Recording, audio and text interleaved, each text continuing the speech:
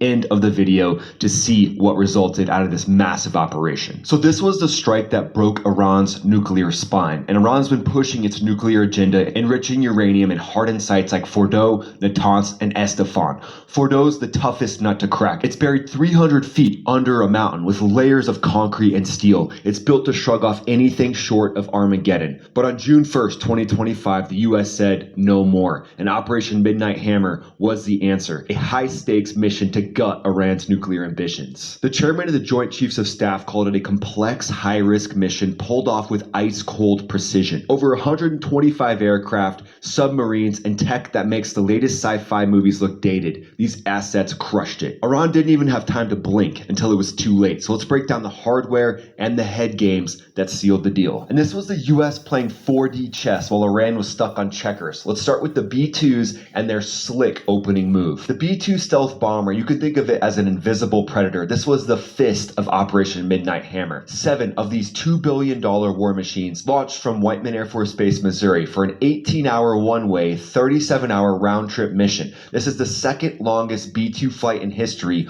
only topped by post-9/11 missions. And these aren't just planes. They're stealth platforms that rewrite aerial warfare. The B-2 doesn't sneak into airspace. Airspace bends over and begs the B-2 to enter. Yeah, I said it. With radar-absorbent coatings and a bat-wing design, the B-2's radar signature is smaller than a hummingbird's. Iran's defenses didn't see squat, and those 4 General Electric F-118 engines drive it and push it at 600 miles per hour with a 6,000-mile range. But this mission needed multiple air refuelings from KC-135s and KC-46 tankers. Think high-stakes Formula One pit stops at 40,000 feet. No big deal. Here's where things get slick. To screw with Iran, some B-2s took off from Whiteman and vectored west towards Guam as a head fake. General Kane, the chairman of the Joint Chiefs of Staff, said this was a decoy move known only to tight circles of planners within Washington, D.C. And this drew Iran's attention to the Pacific, while the main strike package of 7 B-2s slipped east to Iran,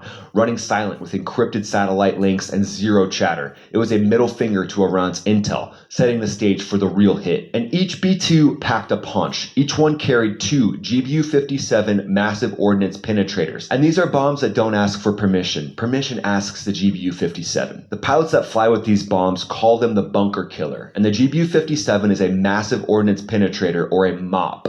It's a 30,000-pound beast designed to gut fortified targets. This 20-foot-long missile packs 6,000 pounds of explosives in a 24,000-pound steel casing that slices through over 200 feet of steel, earth, and concrete like a hot knife through butter. General Kane confirmed that 14 MOPs were dropped. This is the first combat usage of this game changer. Mountains don't stop the GBU-57. They part ways, they create a little canyon, and they just let it through. The GBU-57 doesn't just detonate. It re-explains the landscape plan to the earth. The GBU-57 doesn't just penetrate. It makes bunkers beg for more. The GBU-57 slides in so deep, even Fordo's nuclear bunkers blush before it blows. You get the idea. At 6:40 p.m. Eastern Time, 2:10 a.m. in Iran, the lead B-2 dropped 2 MOPs on Fordo's underground fortresses. Over the next 25 minutes, 12 more hammered Fordow and Natanz, turning Iran's nuclear hub into craters. Fordo's mountain bunker was no match. It's like trying to block a wrecking ball with a cardboard box. Official damage assessment is still in the works, but it looks like this was a sweeping success. And Iran's air defenses, useless. General Kane said their fighters stayed parked, and their SAMs didn't even ping the B-2s. The MOPs and the stealth tech made this a clean hit, and Iran didn't launch any fighter jets, unfortunately. No F-14s, since some of those have been taken out, and no F-4s launched either, since a lot of those have been struck in the underground bunkers that they've been housed in. So unfortunately, those jets didn't launch and help write the script for Top Gun 3.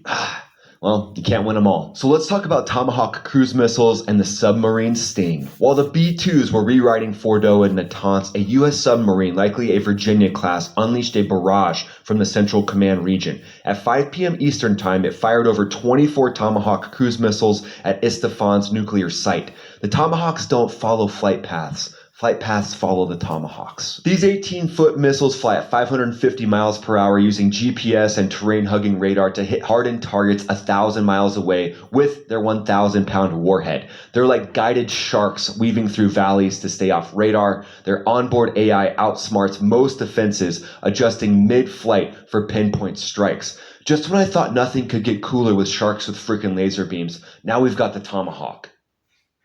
The chairman of the Joint Chiefs Staff said the Tomahawks hit keep Iran off balance and preserve the essence of surprise for the B-2s. So as the B-2s crushed Fordo and Natanz, Tomahawk missiles slammed into Esfahan's surface structure, completing a three-pronged knockout. It was a surgical, ruthless, and perfectly timed strike. Let's talk about the fighter jets, the B-2's high-class bouncers and enforcers. Those B-2s were definitely not solo. They had protection, and they had a protection package of 4th and 5th gen fighters that owned the sky. The Pentagon graphic confirms F-22 Raptors led the charge, likely with F-35 Lightning IIs, F-15E Strike Eagles, and F-16 Fighting Falcons in the mix. That's based on a standard U.S. tactic for a massive 125 jet strike package. These jets were the B-2's shield and sword. The F-22, a 5th gen stealth beast, supercruises at Mach 1.5 out front in front of the B-2s and carried AIM-120 AMRAAM missiles ready to erase any enemy fighters that were unlucky enough to take off.